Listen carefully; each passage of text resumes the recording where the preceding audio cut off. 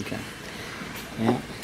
That right there is just spinning and wobbling, and no wonder his wheel felt like it was about to come off. He also complained about a problem with his brake pedal going all the way to the floor. What was happening was this rotor was attached to this hub, and as this wobbled back and forth, that let the rotor wobble back and forth, which beat the piston back into the caliper.